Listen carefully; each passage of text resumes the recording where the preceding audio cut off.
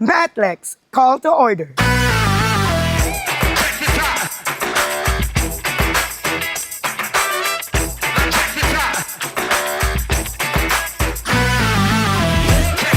We are now bound again for another year of excitement, happiness, built, and activities for everyone.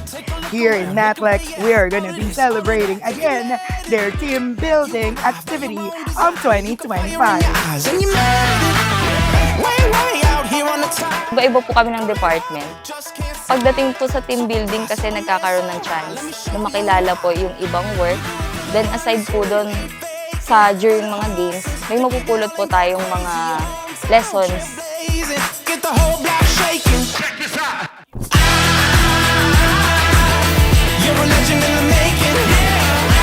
Ang lesson ko doon, huwag kang tumigil hanggat alam mong meron. Kasi pag sumuko ka na, walang mangyayari. Kaya hanggat kaya pa, hanggat di pa ubos yung oras, laban lang.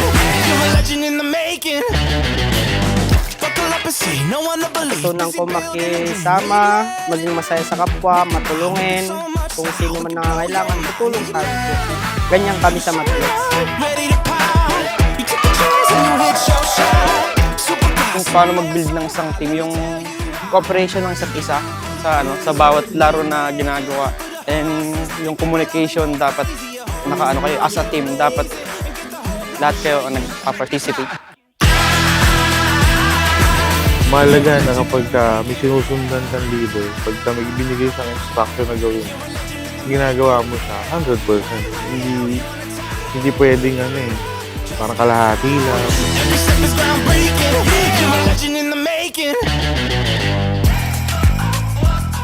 Kasi ang Matlex, kumbaga sa lamesa, yan yung pagkain mo.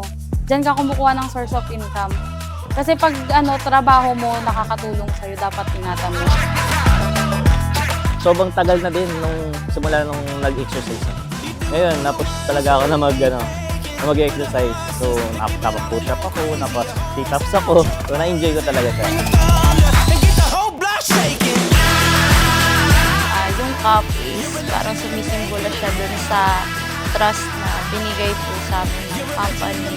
Parang yung tubig po kasi na dumaan doon, sumisimbolo po siya sa mga challenges na hinaharap po natin sa work and sa personal. So kahit na sunod-sunod yung challenge na dumaan, the mere fact na okay pa rin yung cup, na alagaan mo siya, na okay pa rin siya.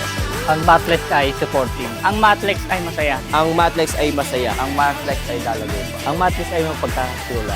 Ang Matlex ay helpful. Ang Matlex ay ang aking pamilya. Ang Matlex ay family ko. Ang Matlex ay isang pamilya. Ang Matlex ay aking pamilya. Ang Matlex ay matapang, malakas, walang inuurungan, laging handa kung saan ang pagsubok na darating, laging kakayanin, walang mahirap, kundi tulong-tulong lahat. Yan ang Matlex number 1.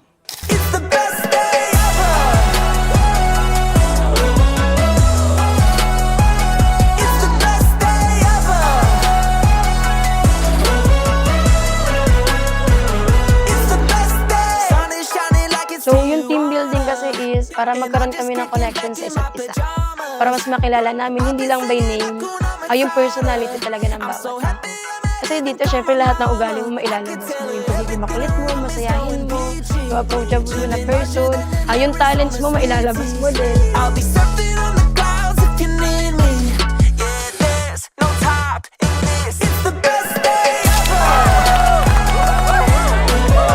Para makuha mo yung puzzle na yun, kailangan yung pagtulungan. Hindi kaya ng isang tao, kailangan meron din namumuno or pagkakaisa. Kagaya nga sa trabaho namin, kailangan ng pagkakaisa at saka ng strategy kung paano mo magawa yung ibinigay sa yung task.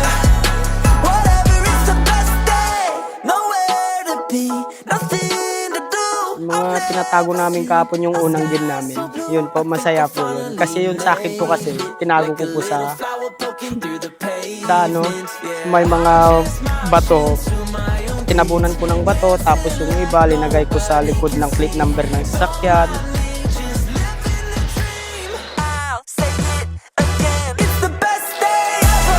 Pag nakita mo yung isa na nahihirapan maganap, tutulungan mo. Nandun talaga yung yung communication nyo yung isa't isa, kung saan nyo nahanap, Kumbaga sa trabaho, pag hindi kaya ng isa, tutulungan kayo. Na-apply ko to kasi nag-iisa ako lagi, sulok lang. Never ako makisalamuha. Ngayon, katulad ngayon, tanong ng tanong ako. Yun, ngayon, nagiging na ako, yung active.